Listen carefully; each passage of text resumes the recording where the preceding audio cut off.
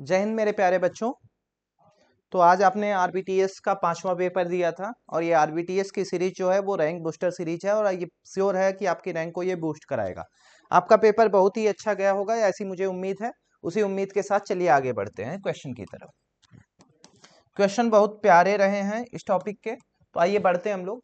बात ये हो रही है, planet orbits the sun in an elliptical orbit as shown in figure, let VP and VA be the speed of planet at perihelion and aphelion. देखिए अब हम बात करते हैं, जब थोड़ा सा समझने की कोशिश करते हैं कि पेरीहेलियन और एपीहेलियन होता क्या है। चलिए मैं बता देता हूं इसको अलग से।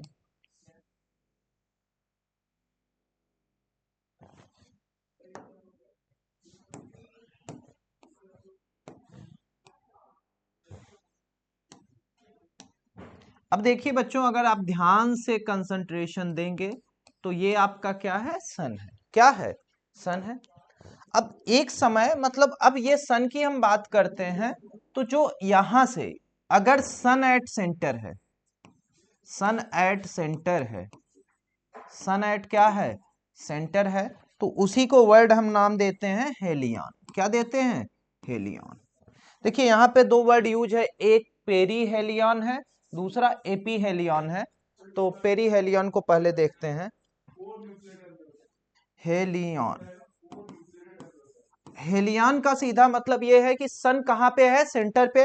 अब सन के चारों तरफ कौन मूव कर रहा होगा, प्लेनेट। कौन कर रहा होगा, प्लेनेट। तो ये याद रखिएगा कि जब मैंने बोला पेरीहेलियन, क्या बोला, पेरीहेलियन, पेरीहेलियन का सीधा मतलब समझिए पास में। पेरीहेलियन का सीधा मतलब पास में। अच्छा, पास में का मतलब क्या है कि जब सन सबसे नजदीक हो। सन इज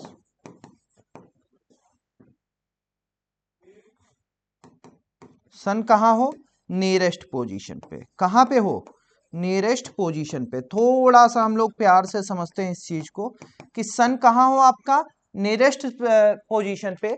और जब हम एपीहेलियन बोलेंगे, एपीहेली, ठीक है, दूसरा वर्ड देखिए यहाँ पे एपीहेलियन दिया गया है। तो एपीहेलियन को अगर हम देखेंगे तो वहां भी हेलियन का मतलब क्या है कि सेंटर पे कौन है, सन है। और अब सन क्या है, फर्देस्ट डिस्टेंस पे। कहां पे है, फर्देस्ट डिस्टेंस पे। कहां पे है मेरे प्यारे बच्चों, फर्देस्ट डिस्टेंस पे। इसके बाद आगे बढ़ते हैं। अब देखिए इसी तरीके से जी वर्ड अगर यही क्वेश्चन में लिखा होता एपोजी और पेरीजी, क्या लिखा होता है, एपोजी और पेरीजी, हो सकता है कि क्वेश्चन में वो आपको कंफ्यूज कर दे।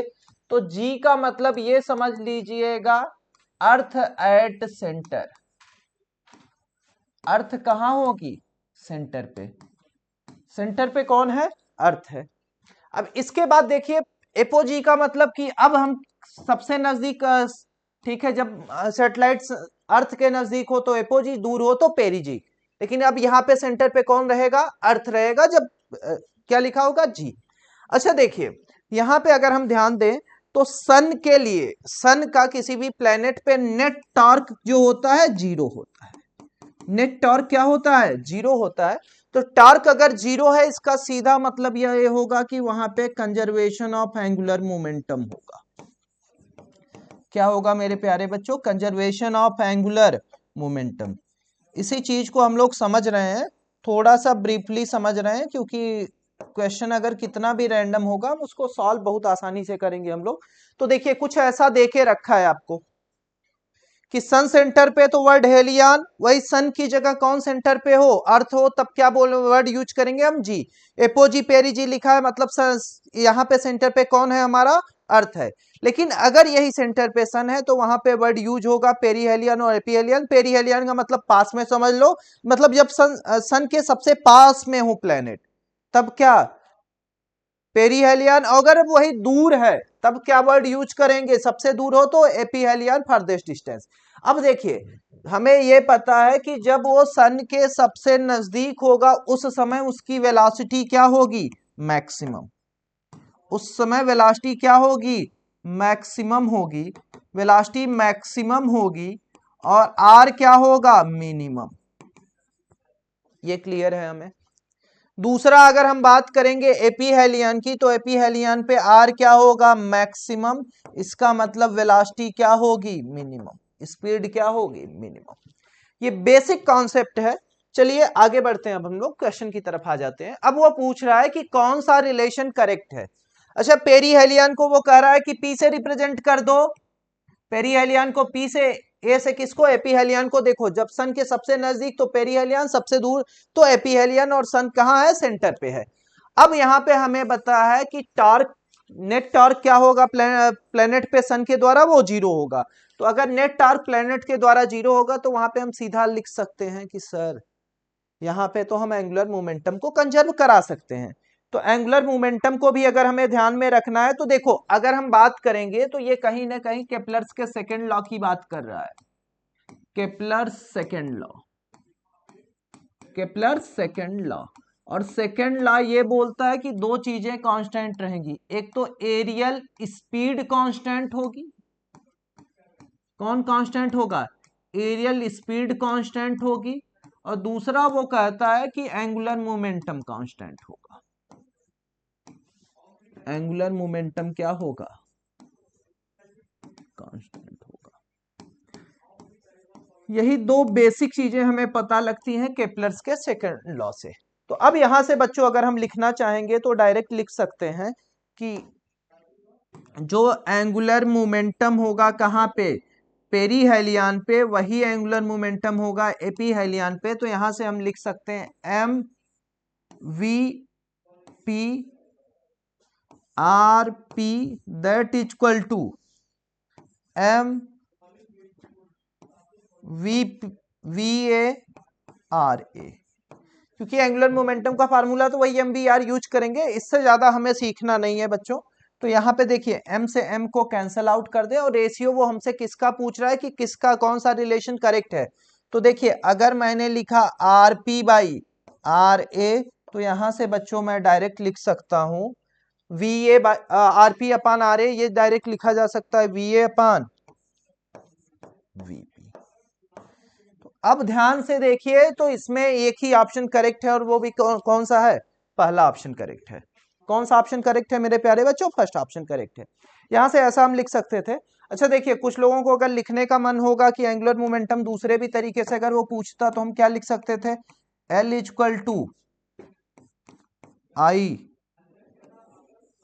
ओमेगा, ये वर्ड भी यूज कर सकते थे। यहां से हम लिख सकते थे L equal to M R omega square, तो ऐसा भी हम लिख सकते थे, वो क्वेश्चन की जरूरत पे डिपेंड करता। लेकिन अभी फिलहाल हम लोगों के लिए ये रिलेशन मिल चुका है, इसी को हम और याद रखते हैं। कुछ कभी कभी एग्जाम में यही पूछ लिया जाता है, तो याद रखिएगा कि V maximum R minimum that equal to V minimum R maximum. ये फार्मूला भी आपको इस टॉपिक से रिलेटेड रहता है, बताया जाता है। अगर वो याद रहा होता तो हमें इतना सीखने की जरूरत नहीं पड़ती, हम डायरेक्ट आंसर लिख लेते। आगे चलिए बढ़ते हैं। A planet revolves around the sun in an elliptical orbit of century E. If t is the time period of the planet, then time spent by the planet between the ends of minor axis and major axis close to the sun is. अब देखिए हम लोग थोड़ा सा समझने की कोशिश करते हैं।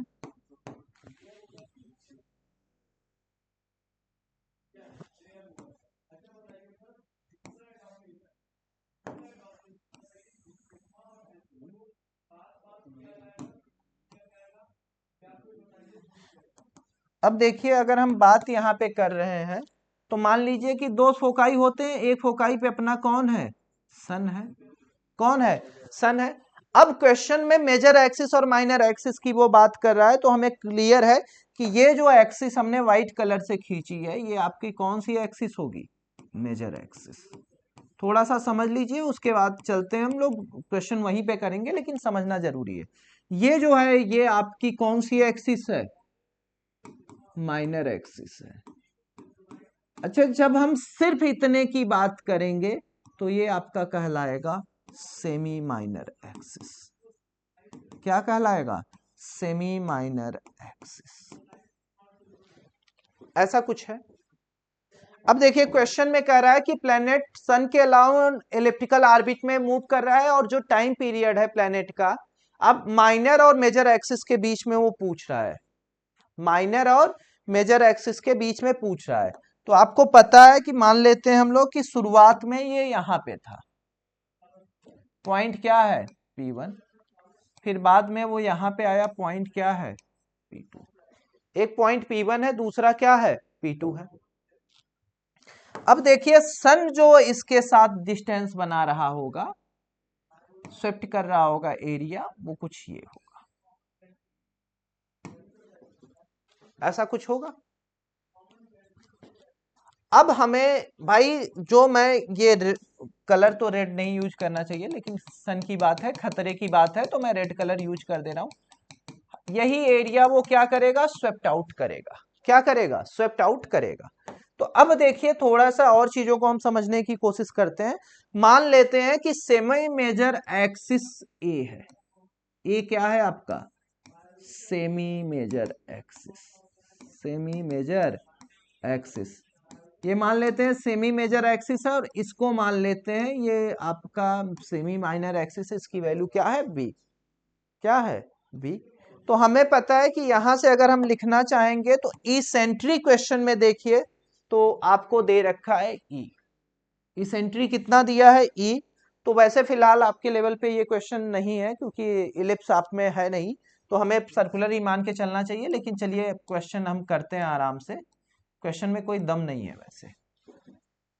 ए ई, ये डिस्टेंस फोकाई की यहां से कितना हो जाएगा ए ई। अब ये क्वेश्चन हम लोगों के लिए बहुत आसान हो चुका है, अब तो हम लोग आसानी से कर सकते हैं इस क्वेश्चन को। तो अब हमारे लिए एरिया तो निकालना जरूरी है, क्योंकि भाई हमसे क्वेश्चन में एरियल वेलोसिटी कांस्टेंट रहेगी। हमें पता है कि कांस्टेंट क्या रहेगा, areal velocity D A by D T ही क्या होगा, कांस्टेंट होगा। यही जो है वो बदलेगा नहीं। अब देखिए अगर ध्यान से देखो तो इलिप्स के कितने हिस्से हैं, 4। भाई टोटल एरिया तो हमें पता है कि इलिप्स का टोटल एरिया कितना होता है।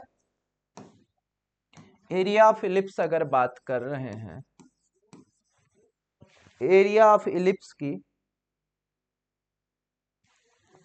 एरिया ऑफ इलिप्स की अगर हम बात कर रहे हैं तो एरिया ऑफ इलिप्स हमें एकदम 100% क्लियर है कि एरिया ऑफ कितना होगा, पाई ए बी। लेकिन हमारे लिए जो रिक्वायर्ड है, हम तो सिर्फ एक की बात कर रहे हैं ना, ये 1 हो गया, ये 2 हो गया, ये 3 हो गया, ये 4 हो गया, टोटल 4 पार्ट में बटा है। लेकिन अपने को सिर्फ एक पार्ट वही सेकंड वाले से मतलब है, बाकी अपने लिए कोई मैटर करता नहीं है। तो अब देखिए अगर मैं एरिया निकालना चाहूं तो सीधी चीज है कि यहाँ पे हमें क्या निकालना पड़ेगा, एरिया। क्या निकालना पड़ेगा, एरिया। और उसके बाद हम कर सकते हैं कि जो एरिया ये आ रहा है, मान लीजिए सबको नाम दे देते हैं, नामकरण कर देते हैं। मान लीजिए ओ है, ये ए है, ये बी है, ये सी है, नामकरण आपके ऊपर है। तो अब डीए बाई डी टी क्या होता है, कांस्टेंट होता है, एरियल वेलोसिटी कांस्टेंट होती है। तो जो टाइम हमें चाहिए, टाइम चाहिए कहां से, P1 से P2 तक आने के लिए, ये बराबर होगा, हमें एग्जैक्ट पता है कि एरिया हम लेंगे,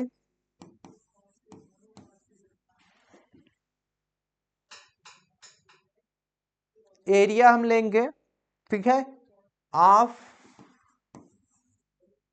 BAC upon area of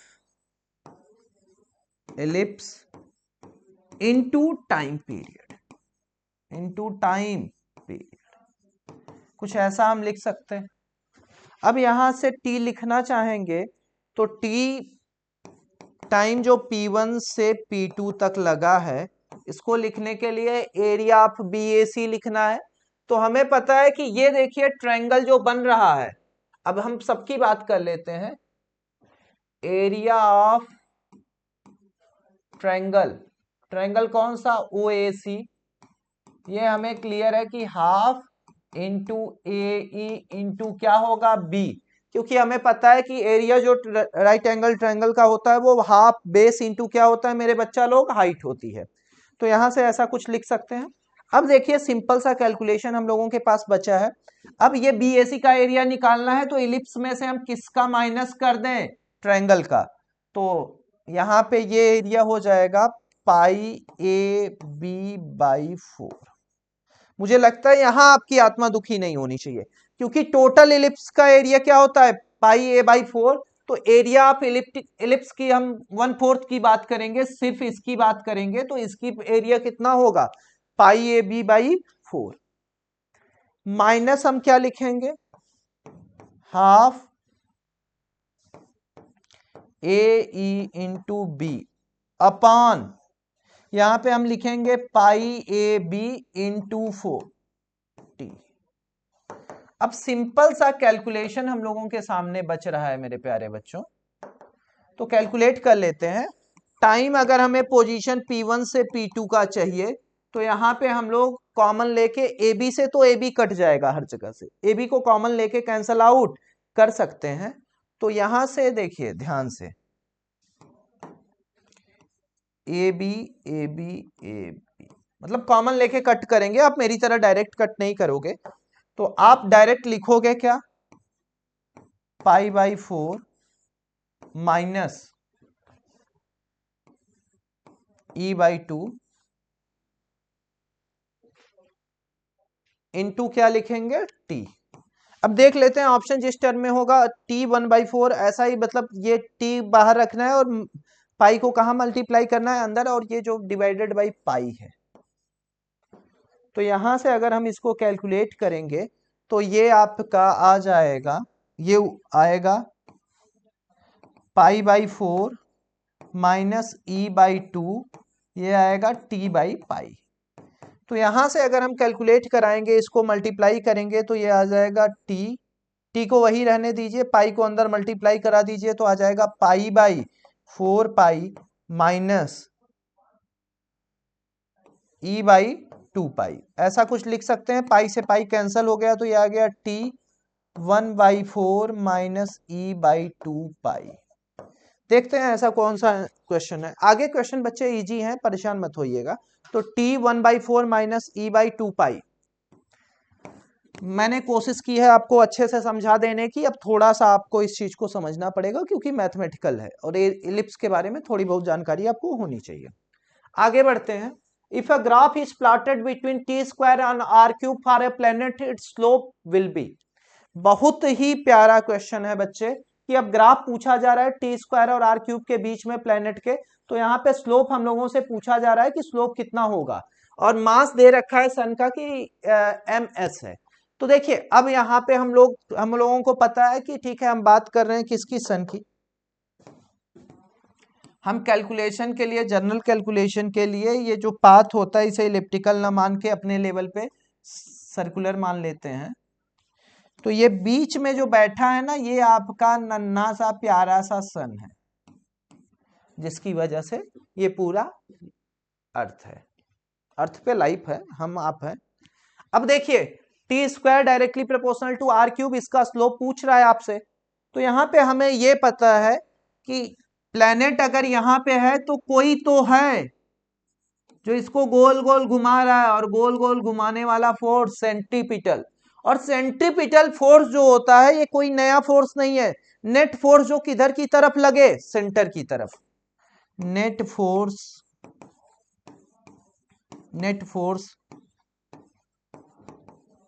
acting towards centre, net force acting toward centre. Centre की तरफ जो भी नेट फोर्स काम करेगा उसे हम क्या नाम देंगे, सेंट्रीपिटल फोर्स। अब देखिए सेंट्रीपिटल फोर्स की जैसा कौन बिहेव कर रहा है, ग्रेविटेशनल फोर्स। यानी जो ग्रेविटेशनल फोर्स था वही कह रहा है कि आज से हम क्या है, सेंट्रीपिटल फोर्स, क्योंकि नेट फोर्स जो सेंटर की तरफ लगे वही सेंट्रीपिटल फोर्स। अब इसका मास आपको दे रखा है ms, इसका मास हम अपने से मान लेते हैं स्मॉल m। तो मेरे प्यारे बच्चों अब यहां से हम लोग लिखना चाहें तो f सेंट्रीपिटल क्या लिख सकते हैं। अब देखिए ये आपको आपके ऊपर लिखने के तरीके पे डिपेंड करता है कि आप लिखना कैसे चाहते हो। तो यहां से हम लोग लिख सकते हैं m r omega square that is equal to g capital M small m upon, ये डिस्टेंस हम मान लेते हैं डिस्टेंस r है, अपान क्या है, r स्क्वायर। तो देखिए m से m गयो काम से, और जहां एक चीज और हमें पता है कि ओमेगा इक्वल टू जहां जरूरत हो वहां हम क्या लिख सकते हैं 2π/t, क्योंकि अपने को ओमेगा से नहीं टाई से रिलेशन बताना है, तो ये इधर आ जाएगा। ठीक है, एक साइड इसको ले लेते हैं तो हमारी समस्या थोड़ी सी खत्म होगी। तो ओमेगा की जगह हम क्या लिख सकते हैं 2π/t का स्क्वायर, ये बराबर किसके हो जाएगा gm/r³ के। इसे हम लिख सकते हैं direct 4π² that is equal to gms लिखिएगा, क्वेश्चन में दे रखा है स्पेशली। ms/ क्या लिखेंगे r³, इसको इधर लेके जाइए। तो यहां से हम लोग लिखना चाहेंगे तो t² को अगर हम लिखना चाहेंगे तो t² और r³ के बीच का रिलेशन पूछा जा रहा है, तो t² इक्वल टू हम लोग लिख सकते हैं 4π² r³/gms। अब यहां से अगर हम लिखना चाहें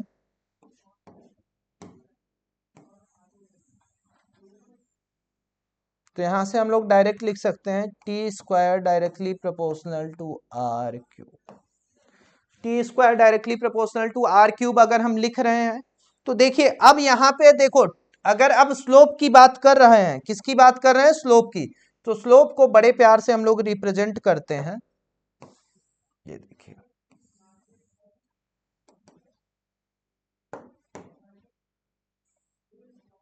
ये थीटा है, यही थीटा क्या देगा स्लोप। और देखिए t आपका किस एक्सिस पे है y पे है और r t² इस पे है r³ इस पे है, तो स्लोप जो हमें मिल रहा है वो यही मिल रहा है, यही क्या है आपका स्लोप है मेरे प्यारे बच्चों। तो स्लोप कितना आ गया 4π²/gms। लिखेंगे कि नहीं मेरे प्यारे बच्चों, बहुत इजी क्वेश्चन है। चलिए आगे बढ़ते हैं,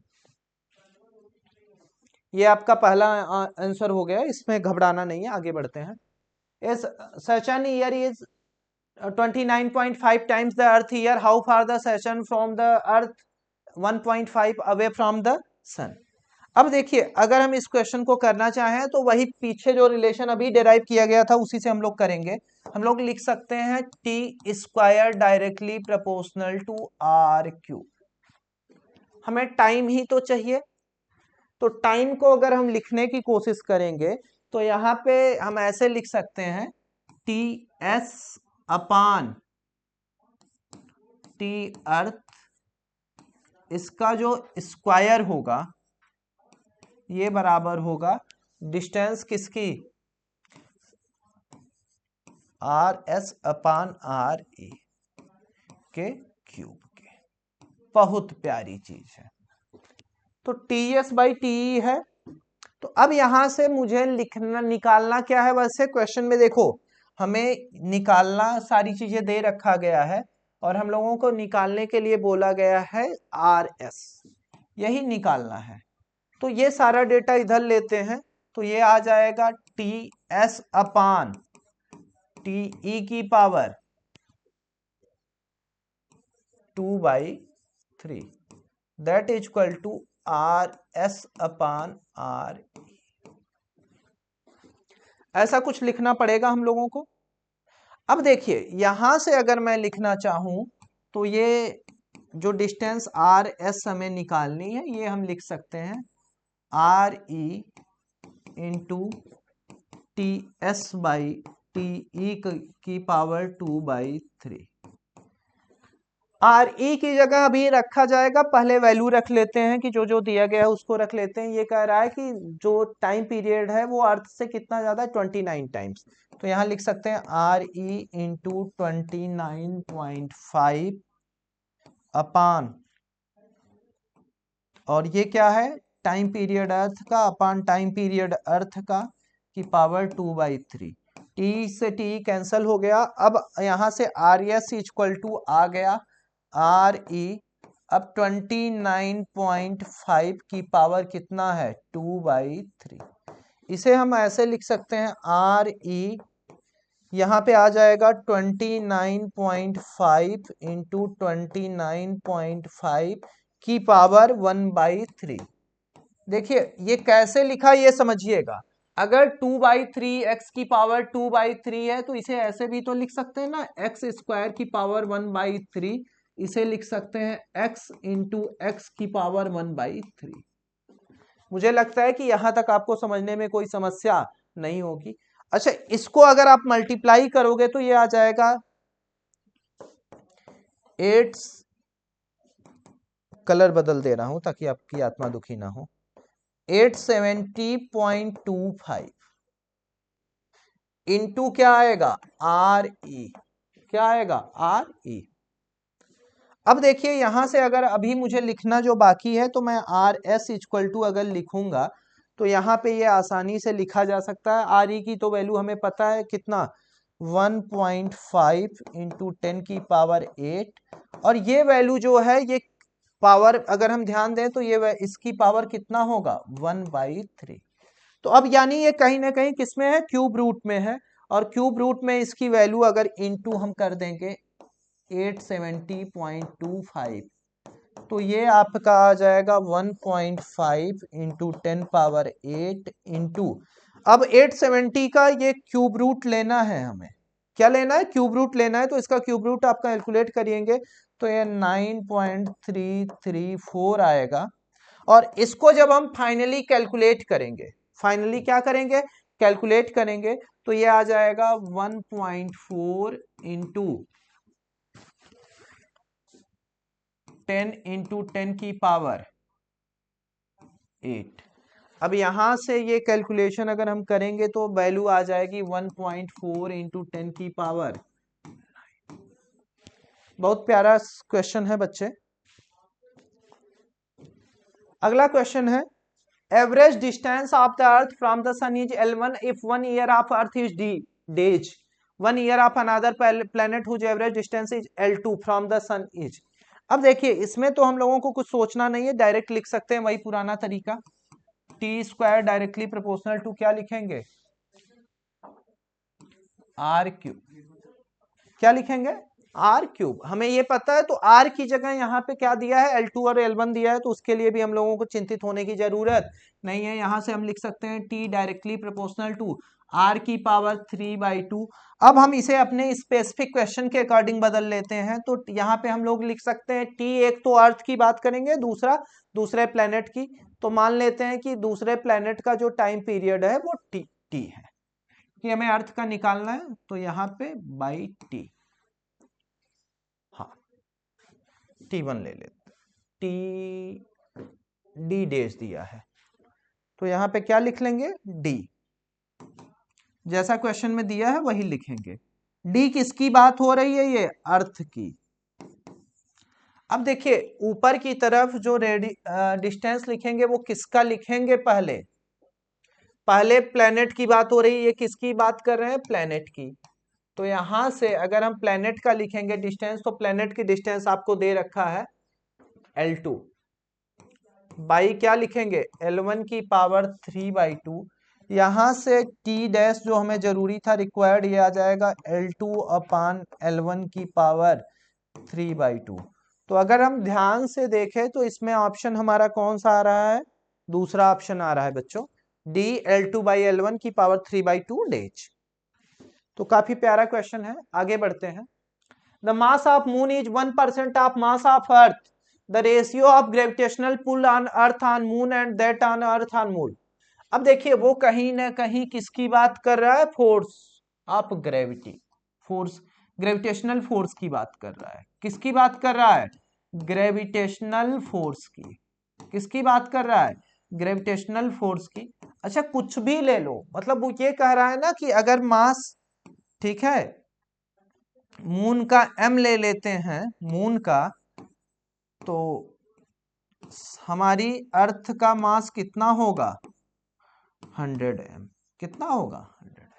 देखिए हम लोग पढ़ते आए बचपन से ना फोर्स की डिफिनीशन की, force is pull or push on a body, ठीक है, हमें उससे कोई मतलब नहीं है। अब हम बड़े हो चुके हैं, हम ये याद रखेंगे force is a type of interaction in which both bodies participate equally.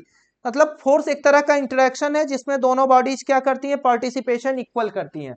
तो अगर पार्टिसिपेशन इक्वल हो रहा है तो सीधी बात है भाई, जितना फोर्स मून लगाएगा उतना ही फोर्स अर्थ, क्योंकि नेचर भेदभाव नहीं करता। नेचर ये कहता है कि एक तरफ एंट है दूसरी तरफ आंटी जी है, दोनों के बीच में ग्रेविटेशनल फोर्स क्या लगेगा, सेम लगेगा। किसी का मास ज्यादा हो किसी का मास कम हो कोई फर्क पड़ने वाला नहीं है। तो कौन सा आंसर हो जाएगा, फर्स्ट आंसर हो जाएगा मेरे प्यारे बच्चों। और ये क्वेश्चन थोड़े से मजेदार हैं, आपको अच्छा भी लगेगा। अच्छा, ऐसा क्वेश्चन अगर मैं तो सॉल्व करूंगा, लेकिन आपके लेवल पे ना जहां भी ये क्वेश्चन आ जाए कि फोर्स मैक्सिमम हो या कुछ भी मैक्सिमम हो, तो जो डेटा मिला हो उसको जस्ट हाफ कर दो, आपको कोई रोकने वाला नहीं है। जैसे इसको दो तरीके से आप सॉल्व कर सकते हो, मैं तो मैथमेटिकली सॉल्व करूंगा, लेकिन मैं आपसे रिक्वेस्ट करूंगा कि आपको मैथमेटिकली नहीं जाना है। जैसे हम ये कह रहे हैं कि एक मास है कैपिटल एम, इसको हमने ब्रेक कर दिया दो हिस्से में, एक एम में तोड़ा और दूसरा किस में तोड़ा, capital M minus small M में। अच्छा चलो हम इनको दो जगह रख भी देते हैं, कोई समस्या नहीं है अपने पास। ये एम है, ये कैपिटल एम माइनस क्या है, स्मॉल एम है। उसके बाद हम ये इनके बीच की डिस्टेंस आर मान लेते हैं, तो एफ इक्वल टू आ जाएगा G M capital M minus M upon R square आ जाएगा बच्चे। यहां से एफ इक्वल टू हम लिख सकते हैं G capital M small M minus M square upon R square. इसके बाद फिर आगे हम लोग बढ़ेंगे, तो अब ये पूछ रहा है कि m बाई कैपिटल M का रेशियो बताइए। ठीक है, तो ये याद रखना कि जब दोनों हिस्से टूटे होंगे ना, ये बराबर में टूटेंगे तभी मैक्सिमम ग्रेविटेशनल फोर्स मिलेगा। लेकिन हम करते हैं सॉल्व। सर ये केस किसका हो गया, मैक्सिमा का, केस ऑफ मैक्सिमा है। यानी अब देखो क्या जो मैक्सिमम चाहिए उसको ऊपर रखो, जिसके बदलने से वो मैक्सिमम होगा उसे नीचे रखा जाए। डीएम ये कितना आना चाहिए, 0। यहां से हम लिख सकते हैं डी बाई डी एम। अब क्या लिखेंगे, जी, इसके बाद क्या लिखेंगे, capital M small M minus M square upon R square. ये देखिए ये पूरी वैल्यू आपके लिए क्या है, कांस्टेंट है, तो ये बाहर आ जाएगी। तो यहां से हम लोग लिख सकते हैं, अब देखिए सिर्फ डिफरेंशिएशन इसका करेंगे और ये वैल्यू इधर आके 0 हो जाएगी। तो हमें पता है डी अपान डी एम ये कितना आएगा, capital M minus small M, इसका कैपिटल एम आएगा माइनस 2m इक्वल टू 0। ये हमें साइन यूज करने की जरूरत नहीं है। यहां से आ जाएगा capital M equal to 2m। यहां से हम लोग लिख सकते हैं small m upon capital M equal to 1/2। अरे प्रभु बराबर बराबर हिस्से में ही तो बटेगा, इसका और इसका रेशियो 1:1 आना चाहिए। तो 1:1 मिलके कितना बनाएगा, 2। या देखिए अगर ऐसा क्वेश्चन कभी मिले ना तो हमें ज्यादा सोचना नहीं है कि सर कैसे होगा। अब मान लो ठीक है कि एक हमारे पास मास है, तो मास अब 10 का ले लेना। तो 10 का अगर हम मान ले कि मास, अब देखिए इसको एनालिटिकली भी कर सकते थे, 10 kg है तो इसको तोड़ सकते हैं 1 into 9 में, 2 into 8 में, 3 into 7 में, 4 into 6 में, इसके बाद 5 into 5 में, फिर वापस यही सीक्वेंस रिपीट हो जाएगा 6 into 4। अब देखिए यहाँ पे कितना आ रहा है 9, यहाँ पे कितना आ रहा है 16, यहाँ पे कितना आ रहा है 21, यहाँ पे आ रहा है 24, यहाँ पे आ रहा है 25। तो देखिए मैक्सिमम कब बना, जब वो इक्वल में टूटा। तो हम लोग मैथ न लगा के एनालिटिकल अप्रोच से भी इस क्वेश्चन को कर सकते थे मेरे प्यारे बच्चों। आगे आइए, me the mass of earth and re the radius, the ratio of acceleration of gravity and gravitational constant is। अब देखिए थोड़ा सा इस चीज को हम लोग समझते हैं अपने तरीके से। क्वेश्चन को समझते हैं। अब जैसे सपोज कर लीजिए अर्थ का तो सारा मास उसके सेंटर पे माना जा सकता है बाई सेल थ्योरम एमई। इसकी जो रेडियस दे रखा है वो डिस्टेंस आर ई दे रखा है। मान लेते हैं यहां पे स्मॉल एम मास का कोई है। तो अब देखिए अगर हमसे रिलेशन पूछ ही लिया जाए इसका, तो हम तो ऐसे लिखेंगे ना, एम जी इक्वल टू जी अब इनके बीच में ग्रेविटेशनल फोर्स जो है वो लिख दीजिए। अब तो समझ में आ चुकी हैं चीजें काफी हद तक, तो आपको दिक्कत नहीं होगी। अपान क्या लिखेंगे, आर ई का स्क्वायर, एम से एम क्या हो गया कैंसल, तो इधर ले लीजिए G by G that is equal to आ जाएगा एम ई अपान आर ई का स्क्वायर। तो यहां से हमारा M E upon R E square कौन सा आंसर हो गया, दूसरा। आगे बढ़ते हैं। How can a man be able to jump on the surface of planet of radius 320 kilometre having density same. डेंसिटी सेम है और जंप कितना कर रहा है, 5 मीटर। तो देखिए अगर ऐसा क्वेश्चन हमें दिखे तो हमें पता है कि डायरेक्ट हम जी का दो फार्मूला यूज करते हैं, ठीक है। एक तो यूज करते हैं G equal to G M upon R square, ये यहाँ पे यूज नहीं होगा, यहाँ पे हम रिलेशन डेंसिटी का यूज करेंगे। यानी एक फार्मूला तो G directly proportional to 1 upon R square मिलता है जब कौन कांस्टेंट हो, मास कांस्टेंट हो। क्या कांस्टेंट हो, मास कांस्टेंट हो। और एक फार्मूला और आपने पढ़ा होगा 4/3 पाई रो जी आर। अब देखिए यहां से अगर मैं देखूं तो डेंसिटी कांस्टेंट रह रही है, तो ये पूरी वैल्यू क्या है, कांस्टेंट है। तो जी डायरेक्टली प्रोपोर्शनल टू आ गया किसके, आर के। तो यहां से बच्चों हम लोग लिखना चाहेंगे तो बहुत आसानी से लिख सकते हैं, G directly proportional to R के, तो G upon G dash that is equal to R upon R dash. तो यहां से हमारी जी की वैल्यू हम निकालना चाहेंगे, तो अर्थ का हमें पता है कितना होता है, 6400 किलोमीटर, अपान ये कितना है 320 किलोमीटर। तो ये इससे कटेगा, ये इससे कटेगा, ये आ जाएगा आपका जी upon G dash, G upon G dash, ये आ जाएगा 20। अब देखिए एक चीज सब बदल जाएगा लेकिन एनर्जी नहीं बदलेगी। तो जो एनर्जी कहां पे होगी, अर्थ पे, वही कहां लेंगे हम, प्लेनेट पे भी लेंगे। तो पोटेंशियल एनर्जी अर्थ ये बराबर होगा पोटेंशियल एनर्जी प्लेनेट के। अर्थ बराबर किसके होगा, प्लेनेट के। तो अब यहां से अगर प्रभु हम लिखना चाहेंगे तो लिख सकते हैं M G H equal to M G dash H dash, M से एम कैंसल हो गया, तो यहां से आ गया G upon G dash that equal to H dash upon H. ऐसा लिख सकते हैं यहां से। अब देखिए सिंपल सी चीज बची हुई है, अगली स्लाइड पे ले लेते हैं इसको। हम लोगों ने क्या लिखा, G upon G dash, G upon G dash that is equal to हम लोगों ने लिखा एच डैश अपान एच के।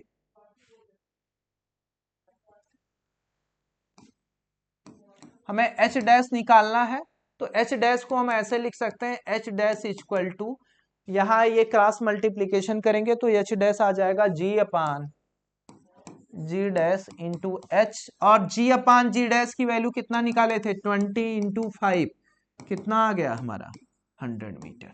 कितना आ गया 100 मीटर। या आप ही डायरेक्ट कर सकते थे, जी की वैल्यू जब कितनी आ गई 20 टाइम्स आ गई है, तो इसका मतलब वो कितना टाइम्स ज्यादा जंप कर सकता है 20 टाइम्स। तो कितना हो गया 100 मीटर। आगे बढ़ते हैं, वैल्यू ऑफ जी इज, हमें पता है कि ठीक है अर्थ जो होती है वो एग्जैक्ट फ्लैट नहीं होती, एग्जैक्ट सर्कुलर नहीं होती, इसका अपना खुद का शेप होता है जिसे हम जियोइड शेप बोलते हैं या ऑबलेट शेप, उस तरह की कोई चीज होती है। अब देखिए ये आपका इक्वेटर, ये आपका क्या इक्वेटर, और ये आपका पोल, और जो रेडियस ऑफ इक्वेटर होता है ये लगभग बराबर होता है पोल प्लस 21 किलोमीटर। लगभग 21 किलोमीटर इक्वेटर क्या होता है, ज्यादा होता है, ठीक है। तो यहां से थोड़ी सी इस चीज को हम याद रखेंगे। और अगर हम यहां से इस चीज को ध्यान दें तो जी डायरेक्टली प्रोपोर्शनल टू क्या होता है 1 अपान आर स्क्वायर। आपको पता है कि आर किसका बड़ा, आर ई ग्रेटर देन क्या है आर पी। इसका सीधा मतलब है कि जी पोल का होगा वो ग्रेटर होगा किससे, जी इक्वेटर से। यानी सबसे ज्यादा कहां होता है, पोल पे होता है। वैसे बेसिक क्वेश्चन था बच्चे, ये 9th लेवल से हम लोग पढ़ते आते हैं, तो इसको बहुत ज्यादा रटने की जरूरत नहीं है। आगे पूछ रहा है which of the following statement is correct, कि इसमें से कौन सा स्टेटमेंट करेक्ट है बच्चे, यही पूछा जा रहा है। तो चलिए एक बात मेरी याद रख लीजिएगा कि सब ठीक है, शायद ज्यादा काम करेगा ये, हम याद रखेंगे सरफेस पे जी क्या होगा, मैक्सिमम होगा।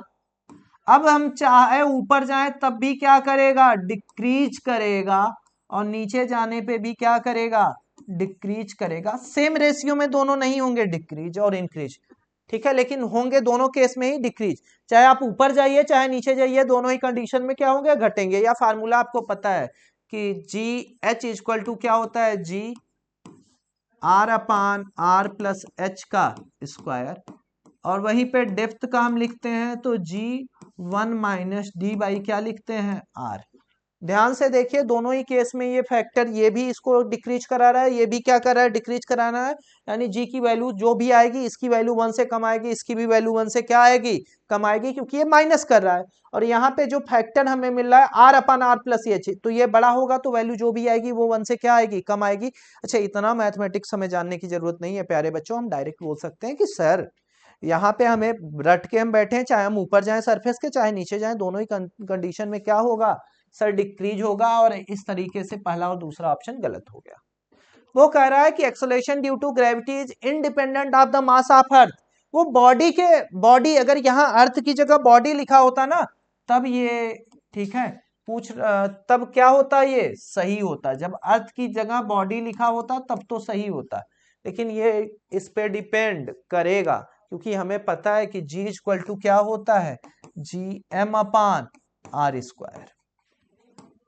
तो इस तरीके से एक ऑप्शन बच रहा है हमारे पास, उस ऑप्शन को भी हम लोग देख लेते हैं, उस ऑप्शन को भी देख के ही आगे बढ़ा जाएगा।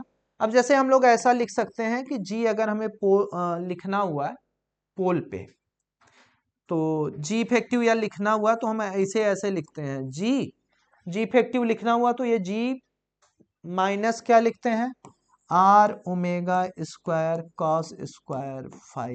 अच्छा, फाई क्या है, लैटिट्यूड का एंगल है। अच्छा, फाई 90 डिग्री होता है किसके लिए, पोल के लिए। और फाई की वैल्यू 0 डिग्री है किसके लिए, इक्वेटर के लिए। तो अगर हम ये कह रहा है कि एक्सेलरेशन ड्यू टू ग्रेविटी जो होती है वो डिक्रीज होती है इंक्रीज करने पे लैटिट्यूड,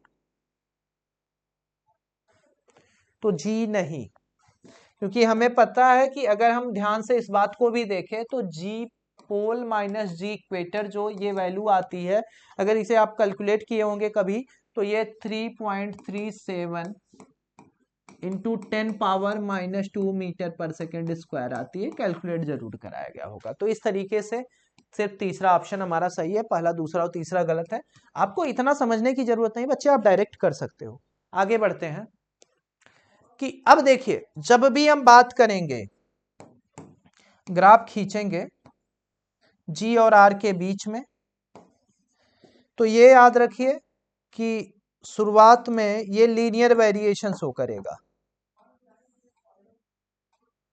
कैसा वेरिएशन शो करेगा, लीनियर वेरिएशन शो करेगा, क्योंकि हमें पता है यहां पे हमें क्या मिलेगा, जी डायरेक्टली प्रोपोर्शनल टू आर। क्या मिलेगा, जी डायरेक्टली प्रोपोर्शनल टू आर। और इसके बाद जब हम बढ़ेंगे तो ये रेक्टेंगुलर हाइपरबोला तो नहीं मिलेगा, लेकिन उसके जैसा मिलेगा, क्योंकि यहाँ का रिलेशन हो जाता है G directly proportional to 1 upon R square. ये बात हम कर रहे हैं सरफेस की। अब देखिए यहां से कौन सा ऑप्शन सही होगा, चौथा होगा। वैसे ये एनसीईआरटी में दिया गया ग्राफ है, कई बार नीट में पूछा जा चुका है, बहुत नॉर्मल सा क्वेश्चन है, नॉमिनल सा। अब आगे कह रहा है escape velocity from the surface of earth is, escape velocity आपसे पूछ रहा है। तो देखिए एस्केप वेलोसिटी अगर हमें लिखना है तो एस्केप करके वो कहाँ जाएगा, इन्फिनिटी पे। अच्छा, इन्फिनिटी कोई डिस्टेंस नहीं होती, हम जैसे सोच लेते हैं कि इन्फिनिटी कोई डिस्टेंस है, तो ऐसी कोई डिस्टेंस इन्फिनिटी नहीं होती। इन्फिनिटी में बस हमें इतना ध्यान देना है बच्चे कि इन्फिनिटी वो जगह है जहां पे इंटरेक्शन जीरो होता है, एनर्जी जीरो होती है, फोर्स क्या होता है, जीरो होता है।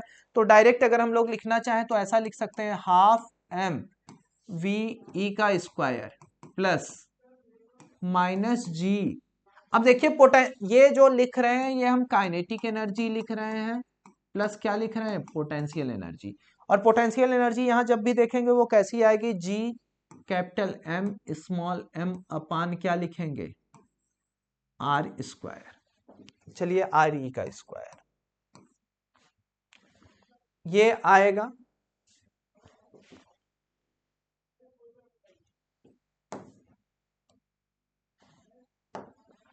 बाई RE, ये बराबर, अब 0 + 0, क्योंकि ये बात हो रही है सरफेस पे अर्थ के, ये जो हमने लिखा है ये कहाँ के लिए लिखा है, सरफेस ऑफ अर्थ के लिए। किसके लिए, सरफेस ऑफ अर्थ के लिए। और ये जो लिख रहे हैं ये kinetic energy plus potential energy 0 है कहाँ पे, इन्फिनिटी पे, हमें पता भी है ये चीज। तो यहां से अगर हम कैलकुलेट करेंगे तो m से m क्या हो जाएगा, कैंसल हो जाएगा, ये इधर जाएगा, तो हमारे पास बचेगा VE का square that is equal to 2GM upon RE, ऐसा बचेगा। तो यहां से V हमें लिखना हुआ तो डायरेक्ट हम लिख सकते हैं VE इक्वल टू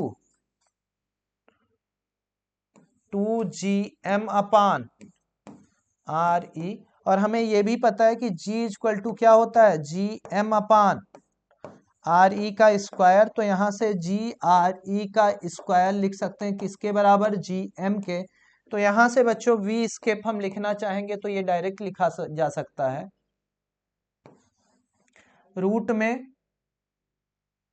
2GRE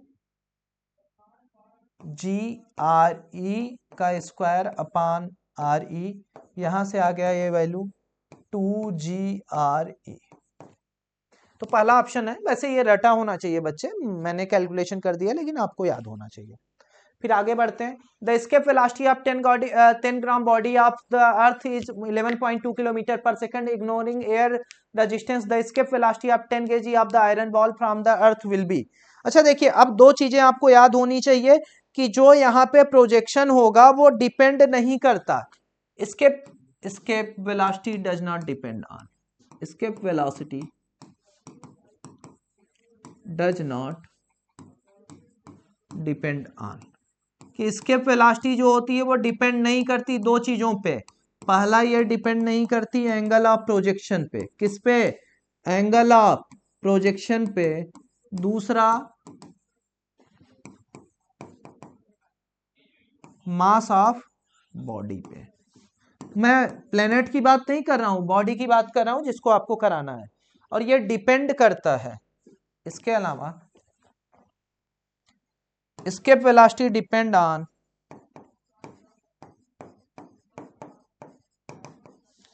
ये escape velocity जो होती है वो डिपेंड करती है दो फैक्टर पे। पहला फैक्टर मेरे प्यारे बच्चों आपका है mass and radius of planet, mass and radius of planet. दूसरा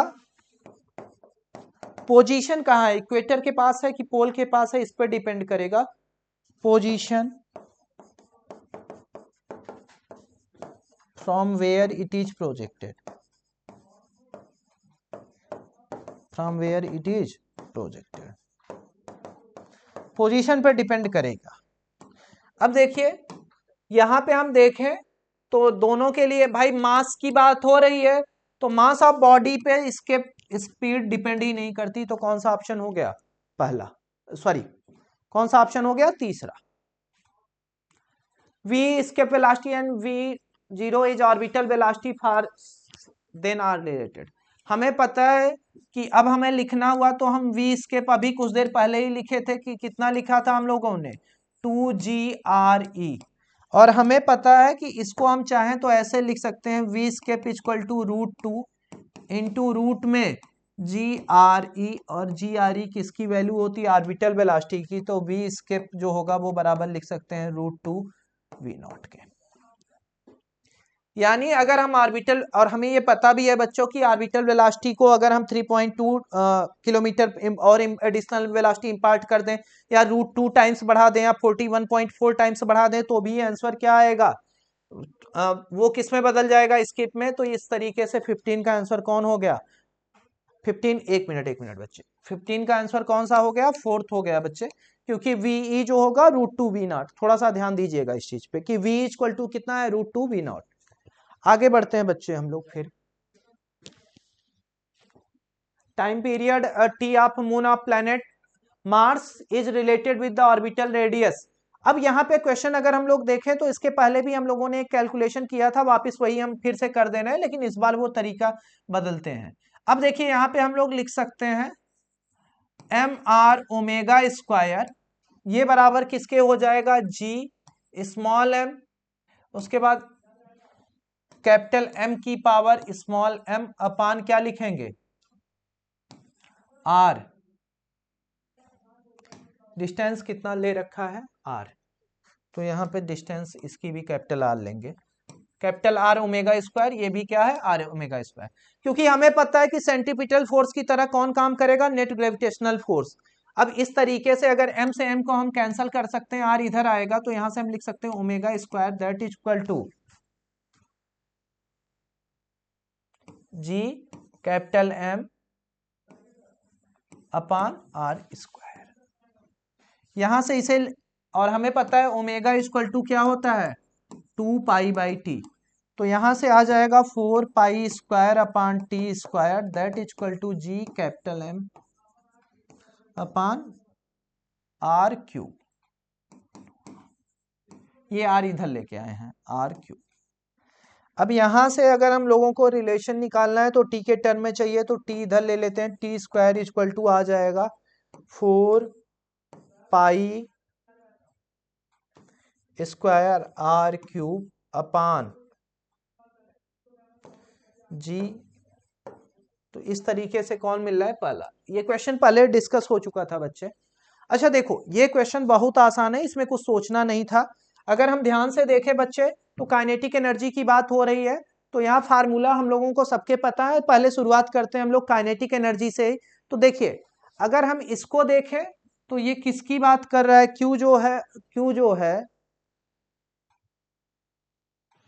Q किसको शो कर रहा है, ऑर्बिटल।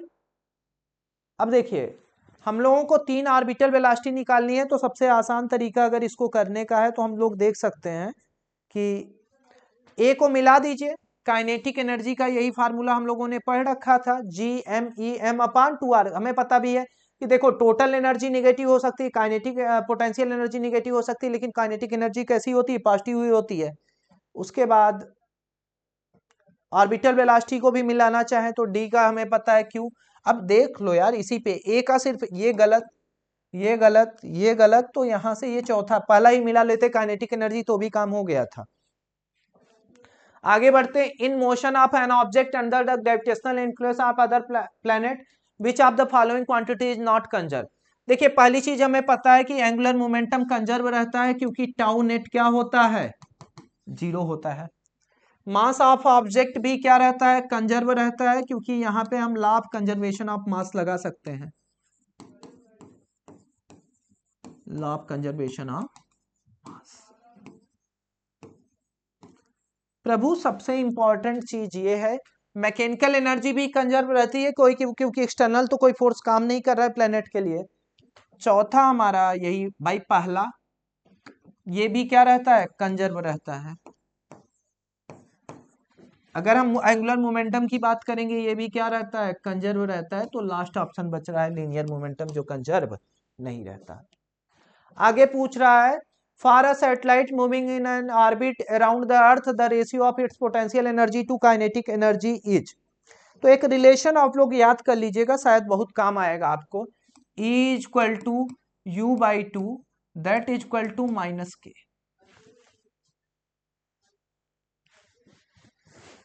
या टोटल एनर्जी को हम लोग लिख रहे हैं -U/2। ठीक है। अब यहाँ पे क्योंकि हमें पता है कि 2 निगेटिव आते हैं और एक पोटेंशियल एनर्जी क्या होता है, पॉजिटिव आता है। ये किसी भी सिस्टम के लिए फॉलो होगा, if particle is moving under a force. अगर पार्टिकल मूव कर रहा है एक फोर्स के under, which follow inverse square law of distance, inverse square law of distance, inverse square law distance को अगर वो फॉलो कर रहा है तो यहां से हम लोग लिखना चाहेंगे तो सिर्फ मैग्नीट्यूड की बात करेंगे, u/2 इक्वल टू क्या हो जाएगा k। तो यहां से हमें किसका किसका रेशियो पूछ रहा है, पोटेंशियल एनर्जी और काइनेटिक एनर्जी का। तो यहां से हम लोग लिख सकते हैं ν/k, ये कितना आ जाएगा 2। तो इस तरीके से हमारा ऑप्शन डायरेक्ट हम लिखना चाहेंगे 19वें का, तो 19वें का क्या लिख सकते हैं। अब देखिए यहाँ पे बात वो माइनस साइन को भी यूज करके रखा है तो माइनस साइन को यूज करना पड़ेगा। -u/2 इक्वल टू क्या आ गया -2, तो क्या आएगा -2। थोड़ा सा अलर्ट रहिएगा, और अगर माइनस साइन ना होती तो +2 ले लेते हैं। अब ये पूछ रहा है कि पोटेंशियल एनर्जी का रिलेशन, अभी तो बता के बैठे हम लोग, टोटल एनर्जी दे रखा है, टोटल एनर्जी इक्वल टू, अगर हमें लिखना हुआ तो हम ये लिख सकते हैं कि ये माइनस क्या होता है, k होता है, और यही होता है u/2k। तो यहां से टोटल एनर्जी E दे रखा है E0, तो ये बराबर किसके होगा u/2k, तो u इक्वल टू क्या आ गया 2E0। तो 2E0 कौन सा ऑप्शन हो गया, तीसरा मेरे प्यारे बच्चों। Atmosphere is held to the earth by, question ये पूछा जा रहा है आपसे कि एटमॉस्फेयर जो है वो किसके द्वारा हेल्ड किया जाता है, कि एटमॉस्फेयर जो पृथ्वी पे है वो किसकी वजह से है, तो इसका सीधा रीजन है ग्रेविटी। किसकी वजह से है, ग्रेविटी की वजह से, क्योंकि जो क्लाउड का फॉर्मेशन होता है या रिवर का फ्लो हम बोले या एटमॉस्फेयर की जो है हमारी अर्थ पे, उसके प्रेजेंस का सीधा रीजन क्या है, ग्रेविटेशनल पुल है। कौन सा रीजन है, ग्रेविटेशनल पुल है, इसका सीधा रीजन मेरे प्यारे बच्चों ग्रेविटेशनल पुल है। इसके बाद आगे बढ़ते हैं।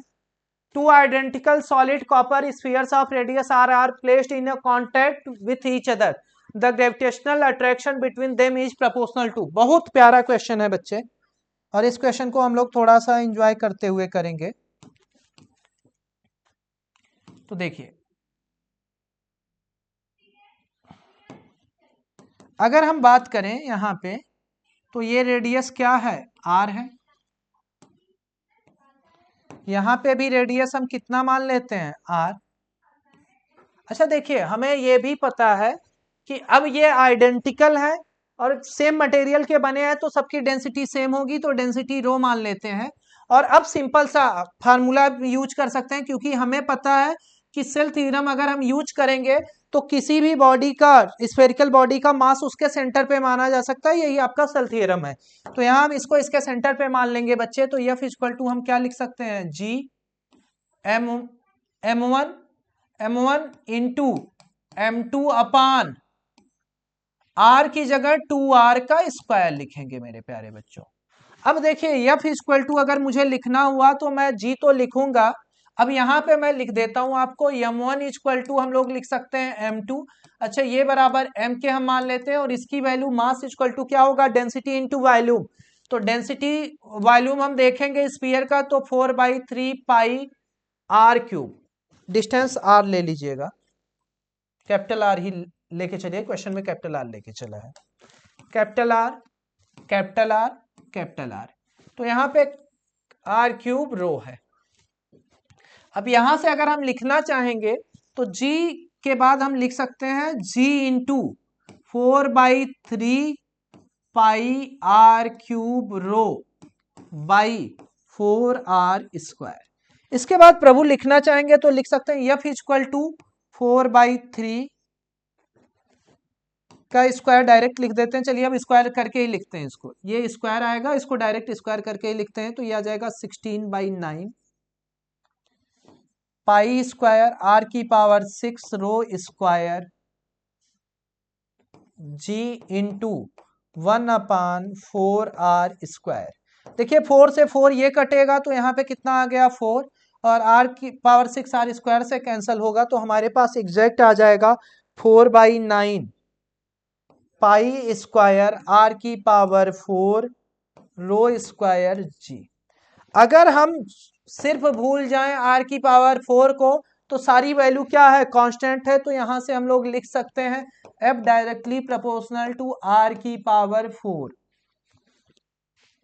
F directly proportional to r की पावर 4। और अगर थोड़ा सा भी चूके बच्चे, अगर आपने दूसरा आंसर मार दिया कि inverse square law of distance है, तो प्रभु वो नॉन कांटेक्ट के लिए है, बॉडी यहाँ टच में है। इसके बाद कह रहा है two spheres of mass small M and capital M situated in air, the gravitational force between them is F, the space around the masses is now filled with a liquid of specific gravity 3, the gravitational force will now be। अब देखिए, अगर ध्यान से इसको हम बात करेंगे तो ग्रेविटेशनल फोर्स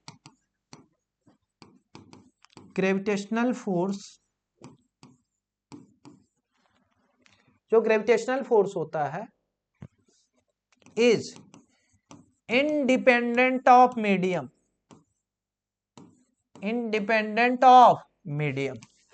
ये मीडियम पे डिपेंड नहीं करता। तो अब आप चाहे मास स्मॉल एम और कैपिटल एम को आप कहां रखिए, चाहे एयर में रखिए, चाहे वैक्यूम में रखिए, चाहे लिक्विड में रखिए, अगर डिस्टेंस सेम है, आपने डिस्टेंस नहीं बदली, तो हर कंडीशन में फोर्स एफ ही आएगा। बहुत सिंपल सा क्वेश्चन है बच्चे, कौन सा आंसर होगा? एफ। आगे बढ़ते हम लोग। The gravitational force F G between two object does not depend on. अब देखिए, हमें फार्मूला पता है, एफ डायरेक्टली प्रोपोर्शनल टू, हम लोग पढ़ते हैं m1 m2, F directly proportional to 1/r², यही से हम लोगों ने लिखा था F equal to m1 m2/r²। प्रभु यहां से लिख सकते हैं F equal to g m1 m2/r²। तो अब यहां से अगर हम ध्यान देंगे m1 m2/r² पे, तो f जो है ग्रेविटेशनल फोर्स g पे भी डिपेंड कर रहा है, यानी ग्रेविटेशनल कांस्टेंट पे करेगा। अच्छा देखिए, करेगा को मतलब मैं बता रहा हूं, करेगा। इसके बाद प्रोडक्ट पे, जी हाँ, प्रोडक्ट ऑफ मासेज पे भी डिपेंड कर रहा है। डिस्टेंस बिटवीन द मासेज, जी हाँ, उस पे भी डिपेंड कर रहा है, लेकिन सम ऑफ मासेज पे डिपेंड नहीं कर रहा है, और इस पे जो कर रहा है वो स्क्वायर के रूप में करेगा। F directly proportional to 1/r², यही है आपका inverse square law of distance. ये क्या है आपका? Inverse square law of distance, inverse square law of distance है ये आपका। चलिए प्रभु आगे बढ़ते हैं।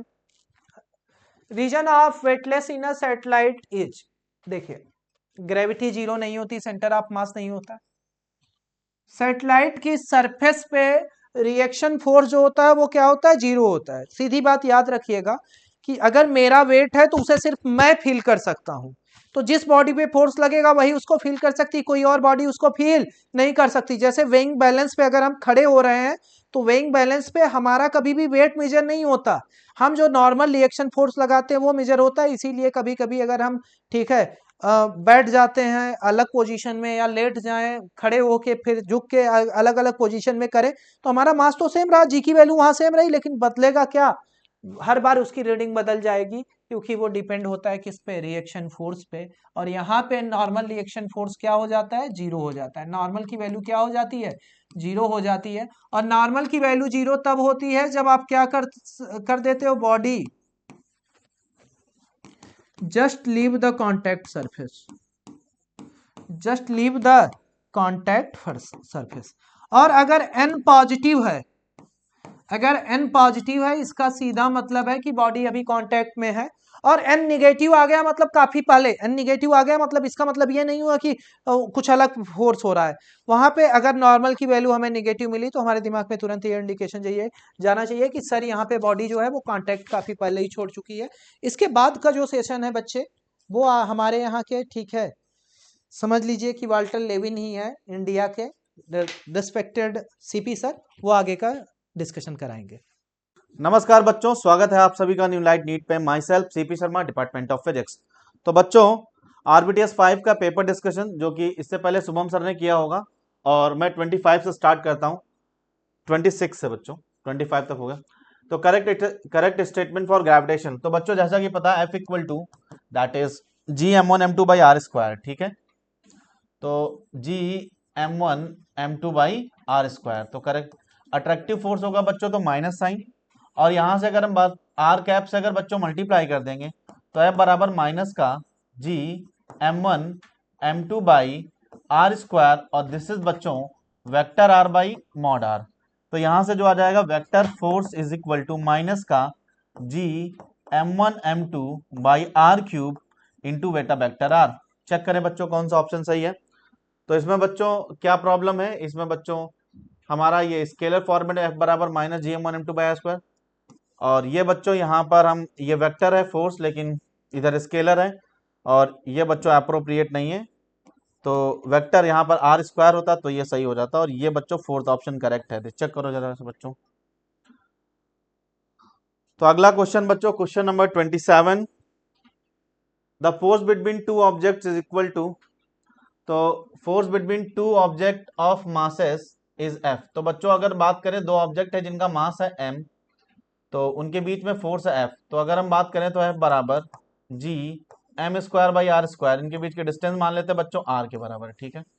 If 25% mass of one object transfer to another object, तो बच्चों इसका मास मान लेते हैं इनिशियली m था और इसका मास कितना m, तो यहां से बच्चों एक से निकाल के दूसरे पे ट्रांसफर करते हैं, ठीक है।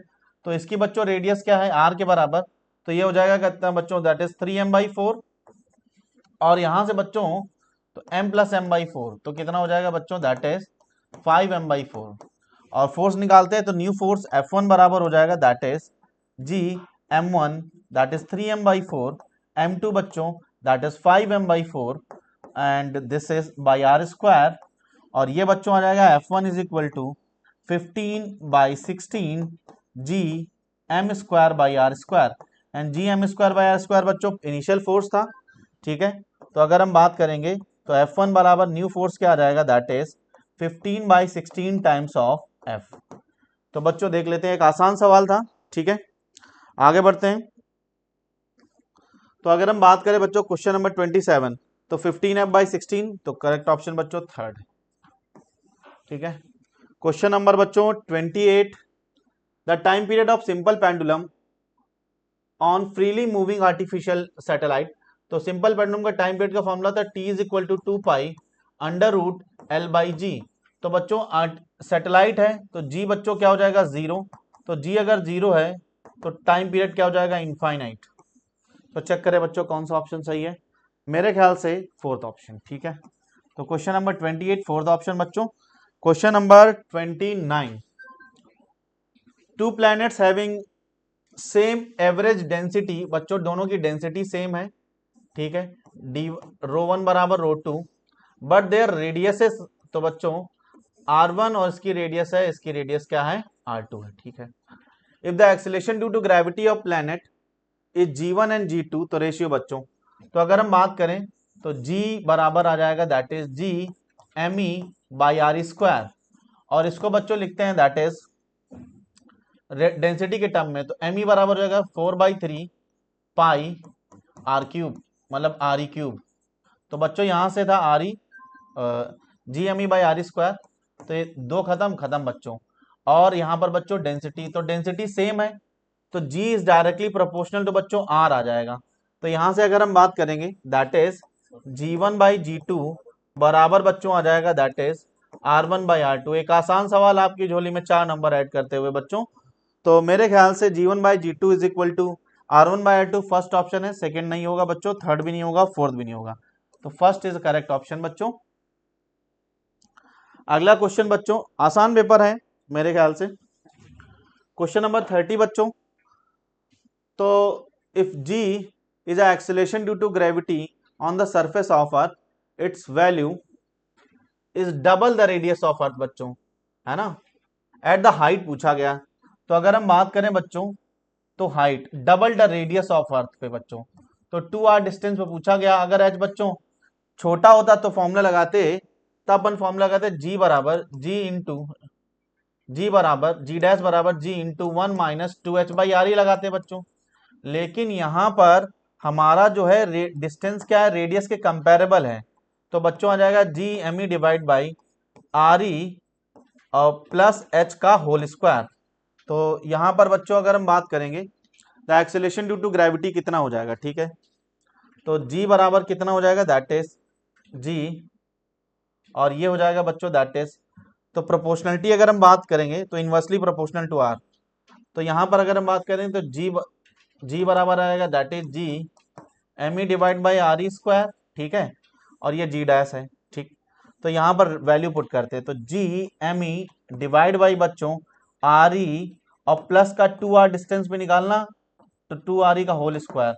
तो यहाँ पर आ जाएगा that is G M E divide by बच्चों 9 times of R E square. तुम्हें चाहिए बच्चों, तो ऑब्वियसली तुम्हें पता है आंसर क्या आएगा, दैट इज जी बाई 9। देख लेते हैं। तो हमें चाहिए acceleration due to gravity in terms of G, तो जी डैश बाई जी बराबर बच्चों जी डैश कितना है, that is G M E divide by 9 R E square into बच्चों क्या आ जाएगा, that is R E square divide by G M E mass of earth, G M E cancel, R E square cancel, तो G dash बराबर आ गया बच्चों that is G by 9। Check करें, एक आसान सवाल था बच्चों। ध्यान देने वाली बात क्या है कि ये जो फॉर्मूला है जी बराबर जी डैश बराबर G into 1 minus 2h by R E, जब बच्चों h क्या हो, स्मॉल हो in comparison to radius of earth, तो बच्चों यहां बोला 2r डिस्टेंस पे 2r हाइट पे निकालना है, तो अपन को फॉर्मूला लगा G M E divide by R E plus H का होल स्क्वायर, ठीक है। फोर्थ ऑप्शन बच्चों। अगला क्वेश्चन, क्वेश्चन नंबर 31। तो क्वेश्चन नंबर 31 क्या है बच्चों, ठीक है। The mass of two planets are in ratio, तो बच्चों m1 बाई m2 बराबर दे रखा है 1:2, और रेशियो ऑफ देयर रेडियसेस बच्चों तो r1 बाई r2 बराबर दे रखा है बच्चों 1:2। The ratio of the planet of acceleration due to gravity, तो g बराबर that is G M E by R E square. तो बच्चों अगर हम बात करेंगे तो g, तो रेशियो ऑफ, तो g1 बाई g2 बराबर बच्चों m से डायरेक्टली प्रोपोर्शनल है, तो बच्चों that is m1 by m2, और r से इनवर्सली प्रोपोर्शनल है, तो बच्चों that is r2 square by r1 square. जरा चेक करें बच्चों, तो अगर हम बात करेंगे that is g1 by g2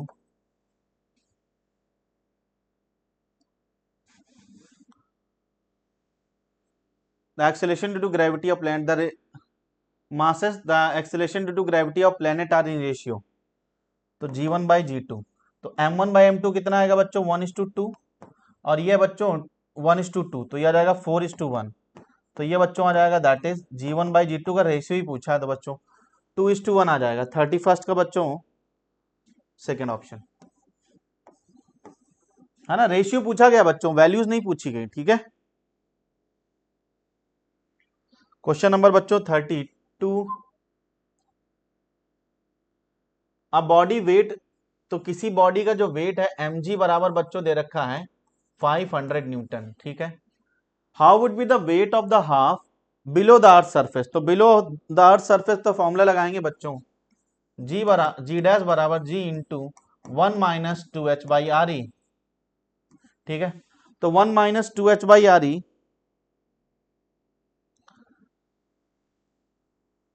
how much be the half, तो r की जगह बच्चों पुट करेंगे r/2, तो 1 minus h by R E,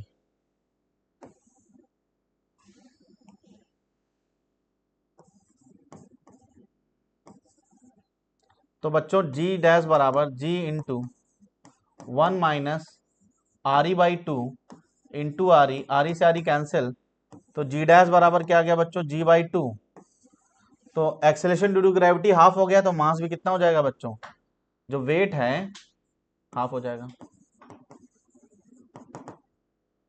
that is 250 Newton. Check करो बच्चों 1 minus h by R E.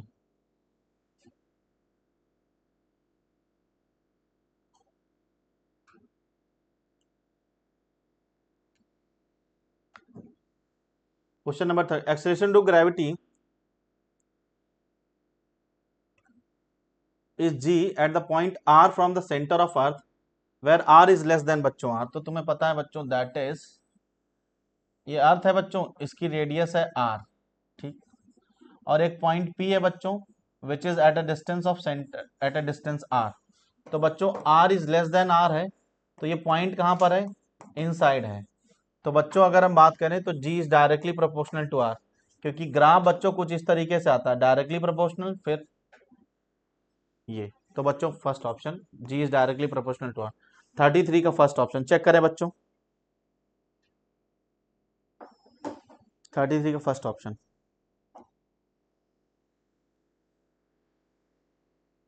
Question number 34, ये पूरे पेपर में बच्चों एक अच्छा सवाल है।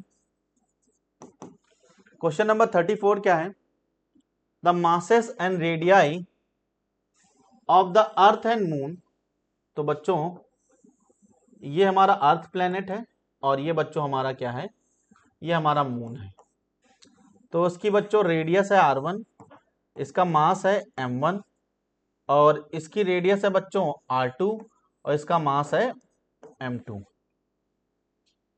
The centre at A distance of d apart, तो दोनों के सेंटर बच्चों d पार्ट पे हैं। The minimum velocity with the particle of mass m should be projected from a point Midway, ठीक है, द सेंटर एस्केप इंफिनिटी। तो बच्चों अगर हम बात करें तो यहां से बच्चों मिडवे से अगर m मास के पार्टिकल को एस्केप वेलोसिटी देते हैं, तो पूछा गया एस्केप वेलोसिटी पूछी गई है। तो इनिशियली बच्चों इसके पास काइनेटिक एनर्जी और प्लस पोटेंशियल एनर्जी, फाइनल बच्चों 0। तो अगर हम बात करें तो सम ऑफ काइनेटिक एनर्जी कितना होगा, that is half of m into V square, और पोटेंशियल एनर्जी बच्चों d/2 डिस्टेंस पे यहां से होगा, तो होगा दैट इज माइनस का g m1 m2 by r, तो ये हो जाएगा 2 माइनस का g m2 m divide by d और इंटू बेटा 2 और बराबर 0।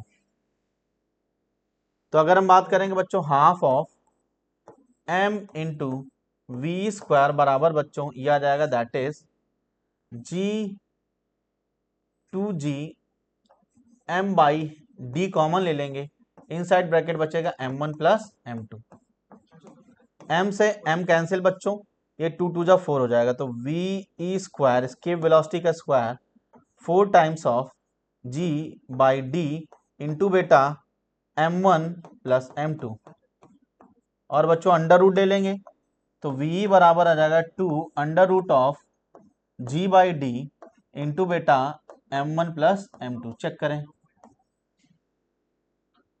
तो मेरे ख्याल से बच्चों फर्स्ट ऑप्शन होगा, ठीक है,